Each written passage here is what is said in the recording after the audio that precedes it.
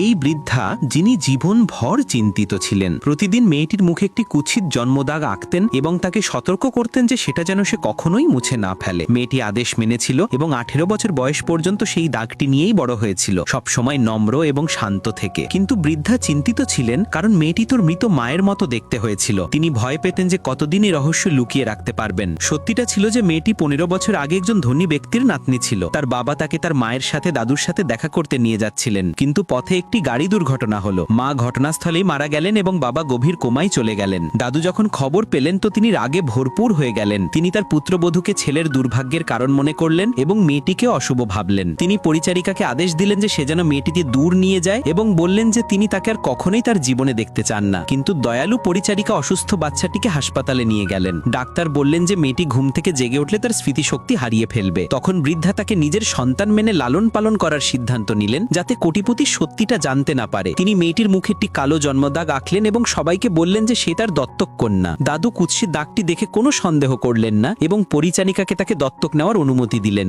এইভাবে মেয়েটি তার দাদুর বাড়িতে থেকে গেল, কিন্তু তার কিছুই মনে ছিল না। কিছু অস্পষ্ট টুকরোই বাকি ছিল। প্রতিবার যখন সে তার কোমায় থাকা বাবাকে দেখত তো তার একটি অদ্ভুত অনুভূতি হতো। সে রোজ আশা করত যে বিছানায় শুয়ে থাকা কাকা জেগে উঠবেন। 15 বছর কেটে গেল এবং ধনী ব্যক্তির স্বাস্থ্য ক্রমাগত খারাপ হতে থাকলো। তিনি নিজের নাতনিকে ত্যাগ করার জন্য অনুতাপ করতে লাগলো এবং তাকে খুঁজে পাওয়ার আশা করতে লাগলো। মনে সবসময় অনুতাপ এবং কষ্ট নিয়ে একদিন রাতে মেয়েটির পালা ছিল যে সে দাদুর ঘরের বাইরে পাহারা দেবে। আধা রাতে ধনী ব্যক্তি তার পুত্রবধূ এবং নাতনির স্বপ্ন দেখলেন। তিনি ঘাবড়ে গিয়ে জেগে উঠলেন এবং সঙ্গে সঙ্গে বুঝতে পারলেন যে এটা শুধু একটি স্বপ্ন ছিল। সেই সময় মেয়েটি আওয়াজ শুনল এবং ভিতরে দৌড়ে গেল, কিন্তু ধনী ব্যক্তি তাকে নিজের পুত্রবধূর ভূত মনে করলেন। মেয়েটি তাকে তোলার চেষ্টা করলো, কিন্তু তিনি ভয় পেয়ে গেলেন। শব্দ শুনে বাকি লোকেরাও এসে গেলেন। তারা দাদুকে বললেন যে সে পরিচারিকার নাতনি হয়। তখন কোটিপতি শান্ত হয়ে গেলেন এবং ধীরে ধীরে তার আবেগের রাজ্যটা নড়তে লাগলো। হঠাৎ তার স্মৃতি ফিরে এলো। মেয়েটির মুখ দেখে যা তার পুত্রবধূর মতো দেখতে ছিল, তিনি বুঝতে পারলেন যে সেই তার আসল নাতনি। তিনি এটা সবাইকে বলতে যাচ্ছিলেন যে তার হার্ট অ্যাটাক হলো এবং তিনি পড়ে গেলেন। মেয়েটির মন খুব ভেঙে গেল। সে কাকার কাছে গেল এবং বলতে চাইল যে ধনী ব্যক্তি আগের রাতে মারা গেছে।